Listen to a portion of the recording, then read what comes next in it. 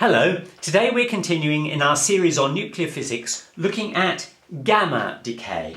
Now, gamma decay takes place after alpha and beta decay, which we covered in the previous two videos. So once again, if we're taking an energy diagram, we start off with our parent nucleus X, which is in a ground state, say, and here is the daughter nucleus Y. This is its ground state. This might be its excited state, and X is going to decay into Y either by alpha or beta emission. Now, if X decays into the ground state of Y, that's it, end of story, no problem. But what happens if X decays into the excited state of the nucleus Y? That nucleus will be in an excited state. Nature wants to get to the lowest energy level. And so sooner or later that excited state will fall to the lower energy level. This is comparable to atomic physics, where electrons in excited energy states fall back to the lower or ground energy state by the emission of a photon. And so we get a photon which emerges. And what is the energy of that photon? Well, it's exactly the same as nuclear physics. The energy of the photon will be Planck's constant times the frequency of the electromagnetic radiation of which this is a part. Now just think for a moment when we did atomic physics and we considered in a hydrogen atom the transition between n equals 3 and n equals 2 energy levels. Now n equals 3 is about 1/9 of 13.6 eV, and n is 2 is about 1/4 of 13.6 eV. 13.6 was the level of n equals 1, and n is 2 is 1 over n squared, and n is 3 is 1 over 3 squared times 13.6. So the difference, this energy gap, is of the order of 2 eV, between 1 and 2 eV. Right? And when you got an electron falling from the n equals 3 level to the n equals 2 level, it gave off a photon. That photon, of course, would have an energy which would be HF. The energy is between 1 and 2 eV. H is Planck's constant, and that would give you a frequency which was associated with visible red light. So red light is associated with about 1 to 2 eV of energy. This transition is likely to be of the order of 100 keV or more. So it certainly isn't going to be red light. It's not even going to be violet light. This is going to be in the gamma range of the electromagnetic spectrum. So let's look at a typical transition where you get gamma radiation. This is one that's fairly often given. It's in Wikipedia. So cobalt-60 has 27 protons, and it decays to nickel, also 60, but with 28 protons. So this is a case where a neutron has been changed to a proton plus an electron plus an antineutrino. So this is beta minus decay. The nickel has two energy levels, excited states. This is the ground state. One is at 1.33 MeV and the other is at 2.505 MeV. And it just so happens, remember, we're now not talking about an even nucleus, because we've got 27 protons. So now we find that actually it is energetically most favourable for the cobalt to decay to the second excited state, or this particular excited state. And that happens 99.8% of the time. So overwhelmingly, cobalt decays by beta minus decay to this excited state of nickel. And then, of course, that excited state will fall to the lower excited state, and it will emit a gamma ray. And what will the energy of that gamma ray be? It will be the difference between 2.505 and 1.33, which is very roughly 1.17 MeV. So that will be the energy of that gamma ray. But then, of course, this excited state will fall to the ground state. And that will give rise to a further emission of a gamma ray. And that gamma ray will have the energy that is the difference between these two levels, which of course is 1.33 MeV. So you're going to get two gamma rays coming off, representing the two de-excitations of the nickel nucleus. Now these decays, remember this decay can take quite a long time. It depends on the half-life, which depends, as we've shown before, on the probabilities of these things happening. But once you've got to an excited state of a nucleus, there's no more decay, it's just a de-excitation. And de-excitations can happen very quickly, of the order of 10 to the minus 12 seconds. So that's 1 millionth of a second, very fast. And the gamma ray is given off. But sometimes it can take quite a long time for that gamma ray to be given off. Sometimes as long as 10 to the minus 9 seconds, which is 1,000 millionth of a second. Well, that's a long time compared to 1 million millionth of a second. And sometimes these things can take even minutes, or days, or years, much more rarely. And when they do, they are called nuclear isomers. These are states where it takes a long time to de-excite to a lower energy level. Now let me ask you a question.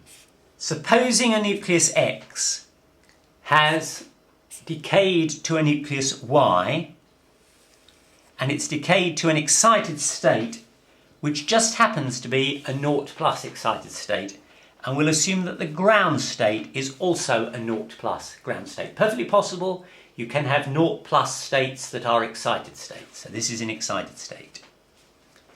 Can this excited state de-excite to the ground state via the emission of a gamma ray? No, it can't. Why? Because that gamma would have to carry away angular momentum. And what would the angular momentum be? Well, it goes from 0 to 0, so the angular momentum of the emerging gamma ray or gamma particle would be 0. But look, the gamma is a photon, and a photon has a spin equal to 1. So you can't have a total angular momentum of 0. So you cannot de-excite in these circumstances via gamma ray emission. So does that mean the nucleus is constrained forever to remain in the excited state because it can't de-excite via gamma emission? By no means. There's another way of doing it, and it's called internal conversion. What happens is that the nucleus, in de-exciting, does not give its energy to a gamma ray or gamma particle. It gives its energy to an electron which for the time being is in the nucleus. If you think about the lowest level of electron, it's in the 1s level. The 1s level has a spherical wave function. That is to say, the wave function does not depend on theta and phi, it only depends on the distance r. But it has a value all the way from 0 and continuously, but the wave function will tail off the further away you go. The point is that if this is the nucleus, that 1s wave function will have a value inside the nucleus. And if there is a value of psi inside the nucleus, there will be a value of psi squared inside the nucleus. And psi squared, of course, is a proxy for the probability of finding the particle there. So if psi squared has a value inside the nucleus, there's a probability of finding the electron inside the nucleus. And this is really galling, because if you remember right the way back to some of my very early videos on the reasons for quantum mechanics, I explained that if you look at the classical picture of an electron orbiting the nucleus, here's the nucleus, here is the electron orbiting the nucleus, it may maintain a constant speed, but it is constantly changing direction, And if it's changing direction, it must be subject to a force, which means it's subject to an acceleration. And an accelerating charged particle, we know, radiates energy away. That is what accelerating charged particles do. So if this electron is radiating energy away, all it can do is spiral inwards until eventually it crashes into the nucleus, where the negative electron annihilates the positive nucleus and the atom is destroyed. And that would happen in 10 to the minus 14 seconds, 100 million millionth of a second. So classically, atoms can't exist. And we said this is a diabolical problem. How are we going to solve it? And that was the route into quantum mechanics. We said, we don't have to worry about this anymore because the electron doesn't behave like a particle going round the nucleus. It behaves like a wave. And so if it's a wave, it doesn't spiral in. And therefore the electron doesn't go into the nucleus and the problem is solved. And now we're talking about a 1s orbital for an electron that has a value of a wave function inside the nucleus, so the electron can, for the time being, sometimes be inside the nucleus. What a disaster. Well, not really, because of course we're now talking about waves, not particles. So the electron wave can have a value inside the nucleus, which is not quite so bad. Well, it's not that bad at all, actually. So what we're saying is that the de-excitation, instead of giving energy to a gamma particle, gives the energy to the electron that is at the time being inside the nucleus. Now think back again to the hydrogen atom. If you remember the hydrogen atom, when the electron is in its ground state, it has a binding energy of 13.6 eV, sometimes called the work function.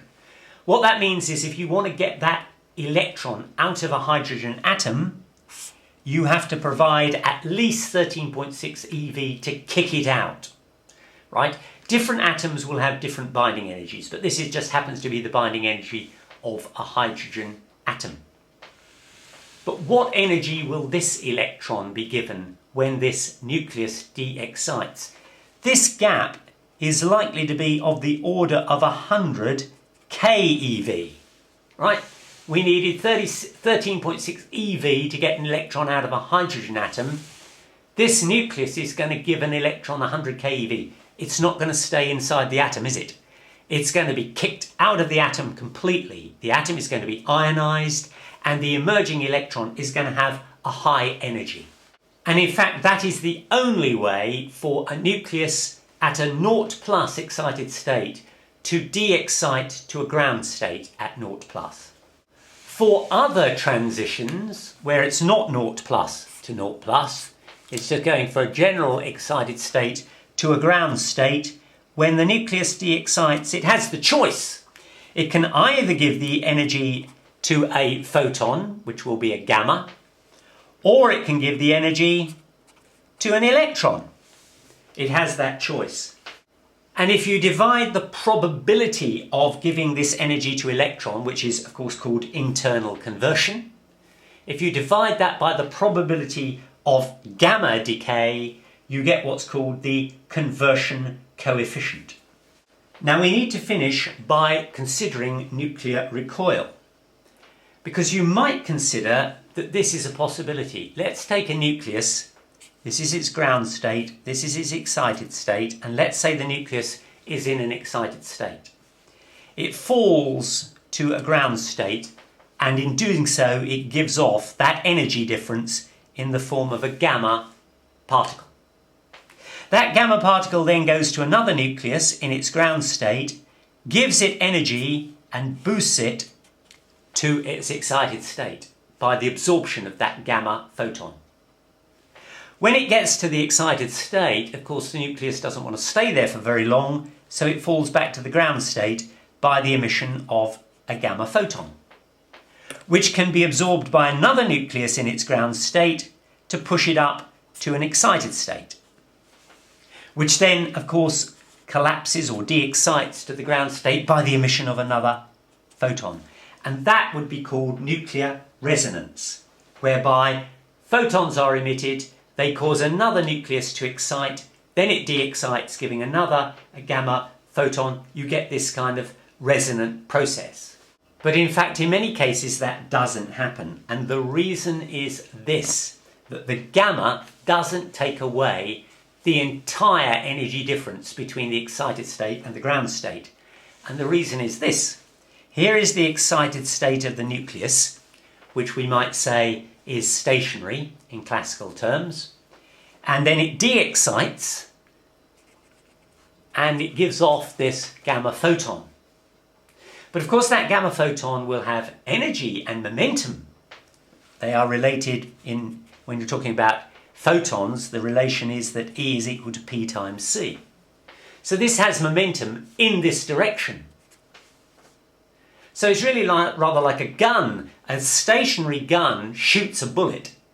It then recoils because momentum must be conserved. If there's an initially stationary atom or stationary nucleus, and then you give off momentum in this direction, there has to be a recoil for momentum to be conserved.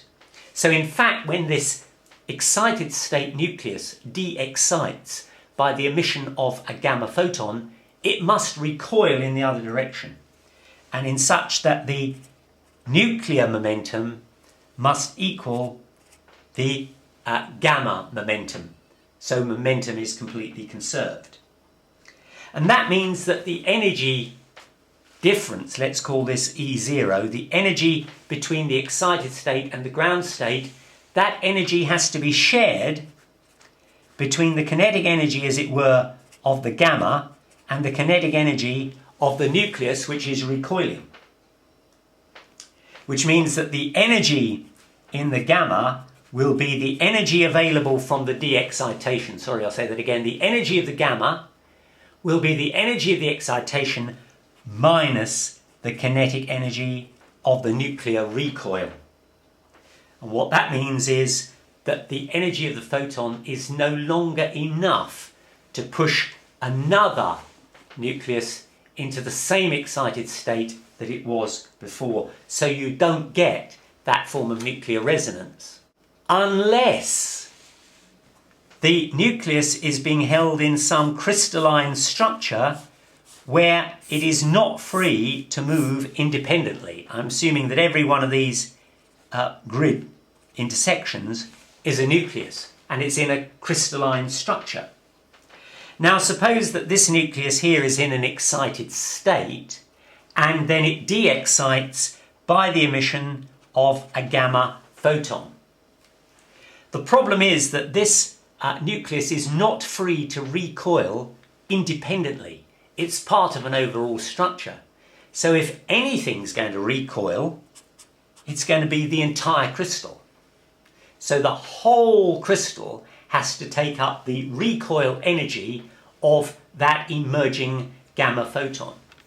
Well, you can now look at this two ways. The classical way of looking at it is to say that the lighter the mass, or as it were, the mass energy of the emerging photon compared with the crystal that's left, the greater the proportion of energy that the photon will carry away, so that effectively this photon will carry away 100% of the energy because virtually none of it will go to the crystal.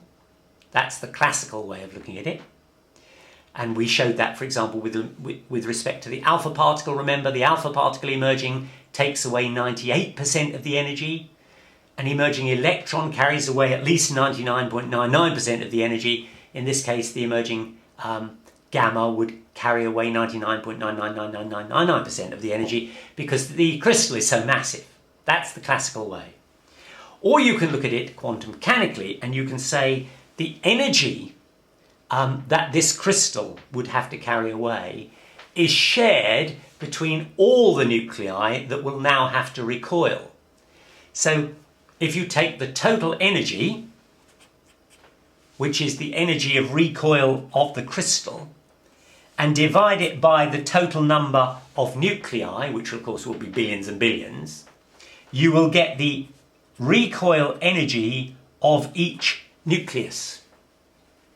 But we now remember that in quantum mechanics, there is a limit to how small you can go with energy.